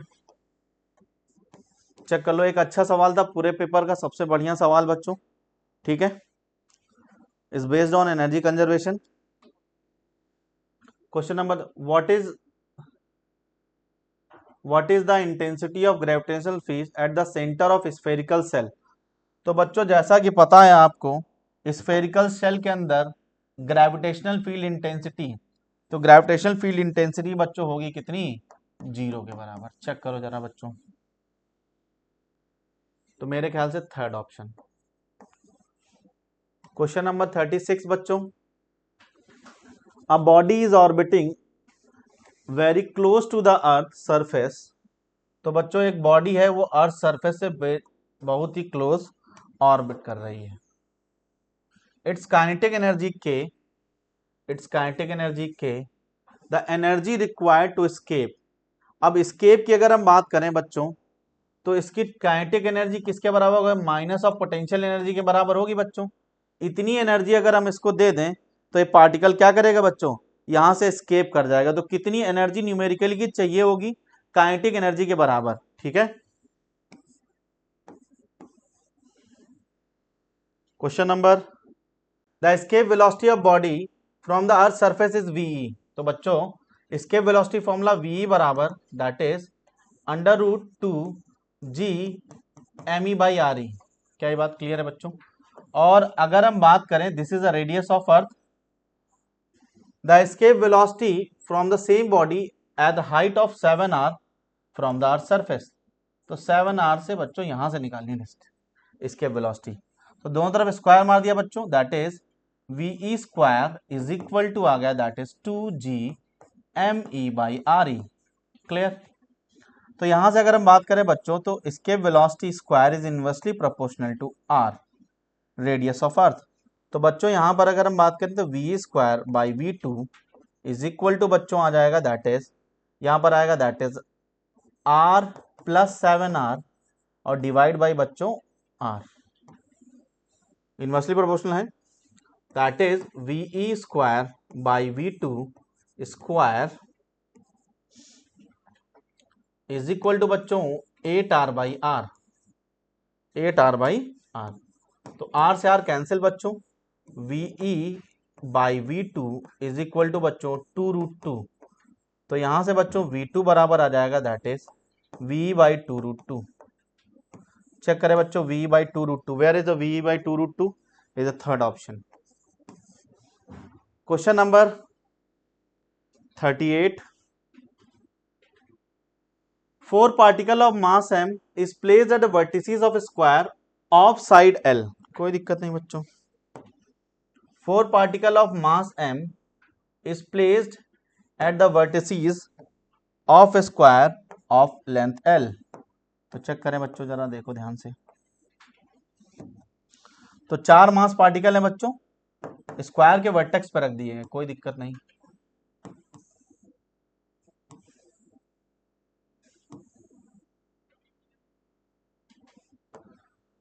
और सबका मास कितना बच्चों, कैपिटल एम, इसका भी कैपिटल एम, इसका भी कैपिटल एम, इसका भी कैपिटल एम, इसका भी कैपिटल एम, कोई दिक्कत नहीं बच्चों।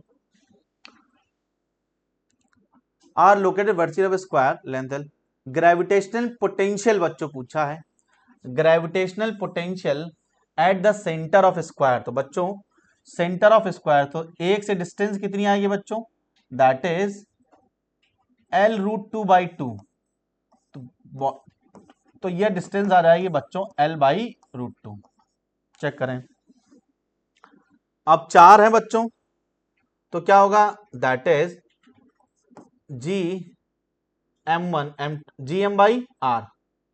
तो GM/R, R कितना बच्चों है, L√2 और इंटू बेटा 4, ठीक है। तो यह रहेगा दैट इज 4 का स्क्वायर करेंगे, रूट में दे रखा 32 GM/L। चेक करें आंसर बच्चों, 32 GM/L।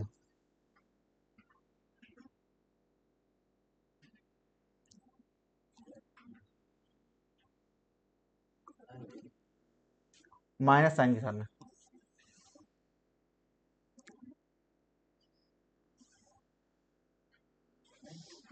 क्योंकि बच्चों बाइंडेड सिस्टम की पोटेंशियल नेगेटिव होती है। जब भी फोर्स जो है वो अट्रैक्टिव नेचर का होगा तो उसका पोटेंशियल एनर्जी बच्चों नेगेटिव होगा, ये पोटेंशियल नेगेटिव होगा। 3 particle of mass m kept at the vertices of equilateral triangle, the gravitational field at the center। Check कर लेते हैं। तो 3 मास पार्टिकल हैं,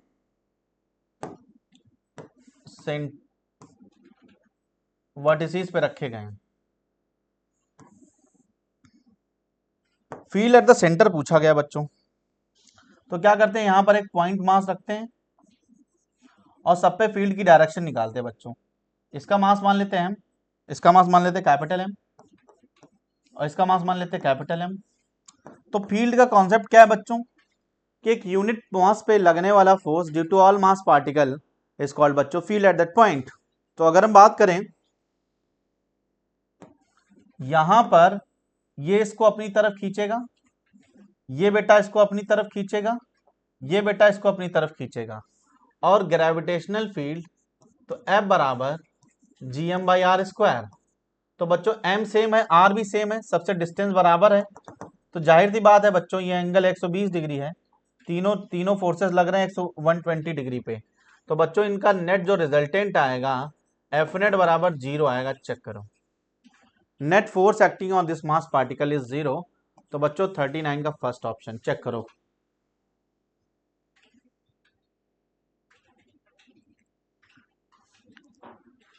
question number 40, a point mass is placed inside thin hollow spherical shell of radius R. Point mass place कर दिया बच्चों thin hollow spherical shell of radius are.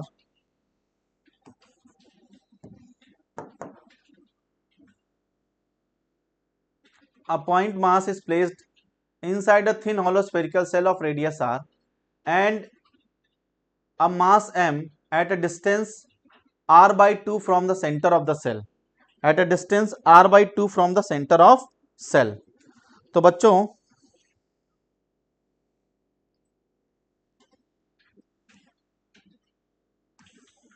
The gravitational force, तो r by 2 distance पे बच्चों एक मास रख दिया गया है और जिसकी वैल्यू है कैपिटल M। तो पूछा है बच्चों ग्रेविटेशनल फोर्स। तो बच्चों जब फील्ड ही जीरो है, ग्रेविटेशनल फील्ड इंटेंसिटी जीरो है, तो फोर्स तो जीरो हो ही गया। तो बच्चों इसका थर्ड ऑप्शन चेक कर लो। तो दो लगातार सवाल बच्चों 38, 39 और 40, इसके पहले एक और था बच्चों फील्ड पे आया था, है ना। तो ये क्वेश्चन बच्चों ग्रेविटेशनल फील्ड इंटेंसिटी पे है, वो भी सेल की फील्ड के अंदर। तो सेल के अंदर बच्चों फील्ड क्या होती है, ग्रेविटेशनल फील्ड जीरो होती है, ठीक है। A particle of mass m situated at the distance, a particle of mass m situated at the center of spherical cell, at the center of spherical cell, कोई दिक्कत नहीं। तो एक बच्चों स्फेरिकल सेल है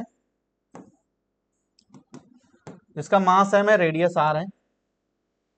A particle of mass m situated at the center of spherical cell of same mass and radius a, तो radius a बच्चों और इसका मास है मान लेते कैपिटल M, ठीक। Find the magnitude of gravitational potential, तो यहां से बच्चों a particle of mass m situated at the center of spherical shell of same mass and radius r, the magnitude of gravitational potential eight point a by 2, ठीक है।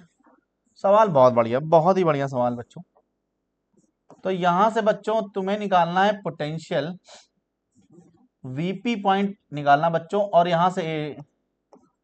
तो सबसे पहले अगर हम बात करें तो पोटेंशियल निकालना, तो पोटेंशियल ड्यू टू सेल और plus potential due to mass. तो पोटेंशियल ड्यू टू सेल क्या होगा, that is GM by R, R कितना ए के बराबर है प्लस का।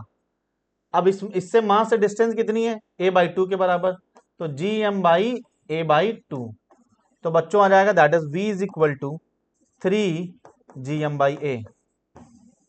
चेक करो बच्चों 3 GM by a, fourth option 41 का 4।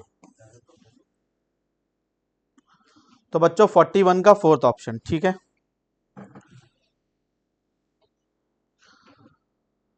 Question number 43, a satellite revolving in time period t, the kinetic energy is proportional। तो अगर हम बात करेंगे बच्चों t square is directly proportional to r। तो अगर हम बात करें बच्चों v बराबर होता है, v is inversely proportional to r। तो kinetic energy is directly proportional to v square is directly proportional to r square. तो यहां से अगर हम बात करेंगे बच्चों, यहां से डायरेक्टली प्रोपोर्शनल टू r की पावर -2, चेक करें बच्चों। तो r की पावर -2 बच्चों, ठीक है। तो यहां से अगर हम बात करेंगे तो t square is directly proportional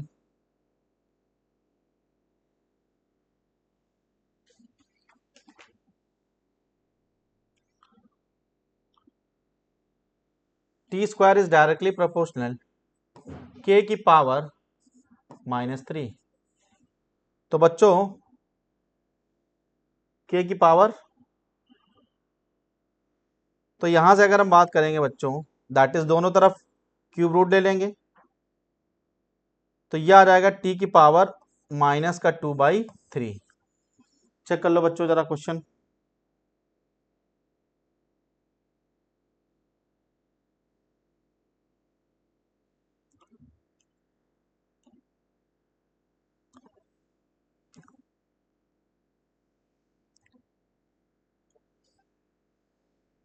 तो बच्चों fourth option.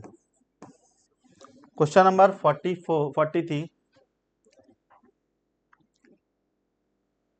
if the satellite shifted from outer then the time period of, तो t square is directly proportional to बच्चों आर क्यूब, तो टाइम पीरियड क्या करेगा बच्चों, shifted towards the earth, inner orbit में shift कर रहा है तो आर डिक्रीज करेगा तो टी भी डिक्रीज करेगा, सेकेंड ऑप्शन।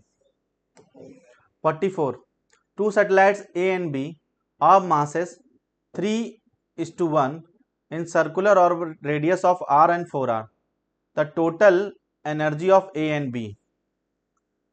तो बच्चों दो सैटेलाइट हैं जिनके मासेस हैं that is M A by M B 3:1 and radiuses बच्चों R A by R B बराबर that is R by 4r, ठीक।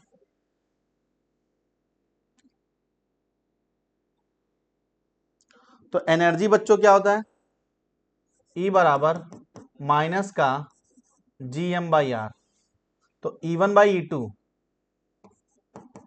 जी M1 M2 बाई आर, तो E1 बाई ई टू बराबर आ जाएगा that is M1 by M2 into बेटा R2 by R1, तो E1 by E to बराबर M1 M2, M1 by M2 बच्चों that is 3:1 और बच्चों R2 बाई R1 तो बच्चों 4:1, तो कैंसिल कैंसिल बच्चों, तो E1 बाई ई टू बराबर आ जाएगा दैट इज 12:1।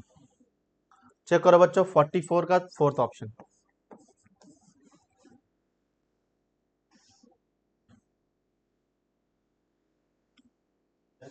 क्वेश्चन नंबर 45,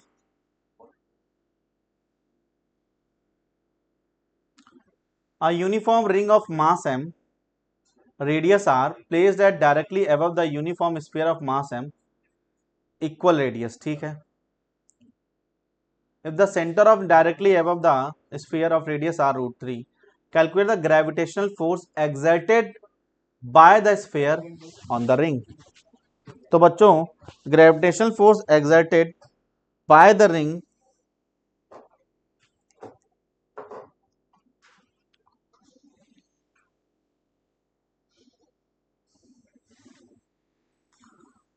तो फील्ड की अगर हम बात करें तो G capital M X divide by R square plus X square की पावर 3/2, तो फील्ड कितनी होगी बच्चों, तो E is equal to G M X कितना बेटा r√3 divide by R square plus का 3r स्क्वायर होल पावर 3/2, तो फील्ड कितनी हो जाएगी that is G M into r√3 divide by ये हो जाएगा बच्चों दैट इज 4r स्क्वायर की power 3/2।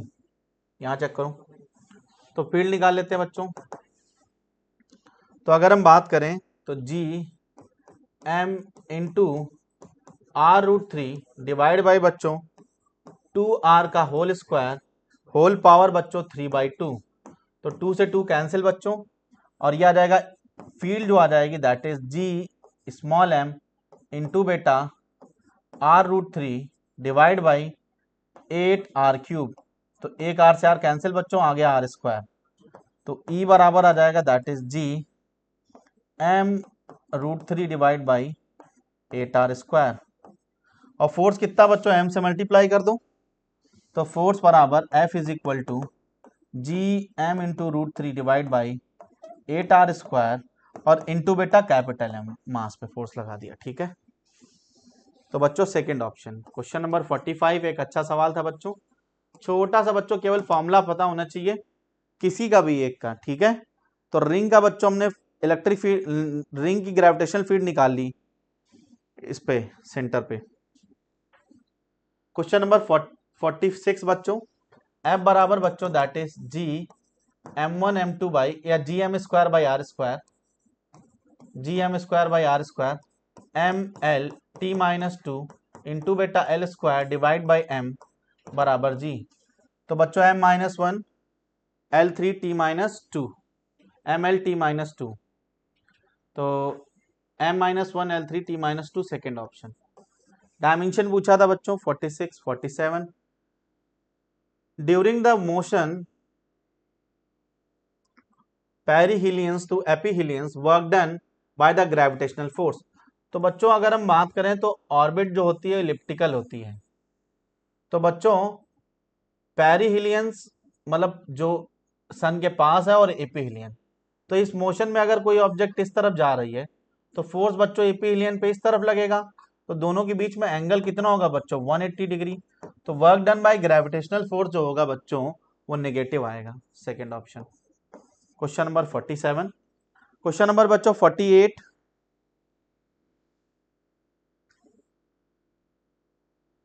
What should be the angular speed of the earth so the body is lying on equator appears to weightless। तो बच्चों अगर हम बात करें कितनी एंगुलर वेलोसिटी से अर्थ को हम रोटेट कर दें कि इक्वेटर पर रखी गई ऑब्जेक्ट वेटलेस हो जाए। तो बच्चों अगर हम बात करें जी डैश बराबर G minus omega square cos square lambda, lambda angle होता है या थीटा बच्चों, तो थीटा बराबर 0 तो कॉस 0 बराबर 1, तो बच्चों वेटलेसनेस 0, तो जी बराबर आ जाएगा माइनस का ओमेगा स्क्वायर आर, तो जी बराबर आ जाएगा बच्चों ओमेगा स्क्वायर आर और ओमेगा बराबर आ जाएगा under root G by R. तो बच्चों रेडियस कितनी है बेटा 6400 किलोमीटर, तो बच्चों आ जाएगा दैट इज 6400 किलोमीटर। तो किलोमीटर को बच्चों मीटर में कन्वर्ट कर देते हैं तो बच्चों आ जाएगा ओमेगा बराबर आ जाएगा दैट इज 1/800 रेडियन पर second. First option question number 48 बच्चों। Question number 49। The earth loses is gravitational then for a boy both mass and weight become zero. नहीं बच्चों, ठीक है, mass become zero but weight not zero बच्चों। Neither mass, नहीं बच्चों, wait become zero. तो अगर ग्रेविटी लॉस करेगी तो मास तो बच्चों मेटल की प्रॉपर्टी है, वो तो खत्म नहीं होगी, लेकिन ग्रेविटी लॉस करेगी तो उसका जो वेट है वो जीरो हो जाएगा, क्योंकि बच्चों वेट क्या होता है W बराबर होता है m इंटू जी। अगर जी जीरो तो वेट जीरो। मास बच्चों पार्टिकल की वजह से आता है, ठीक है। क्वेश्चन नंबर 50 बच्चों। The select the correct statement of following. The orbital velocity of satellite increasing with radius of the अर्थ। नहीं बच्चों, डिक्रीज करती है। escape velocity of the particle surface of that depends on the speed which fired। नहीं बच्चों, the time period of the satellite does not depends on the radius। ये भी false statement है। the radius the orbital velocity is inversely proportional to the square root of the radius of the orbit। बिल्कुल सही बच्चों। तो 50 का बच्चों fourth option होगा, चेक करो जल्दी से बच्चों। तो ये हुए बच्चों फिजिक्स के 50 क्वेश्चंस। मेरे ख्याल से पेपर स्कोरिंग था, ठीक है, आप सभी लोगों ने सॉल्व कर लिया होगा। Okay, thank you so much.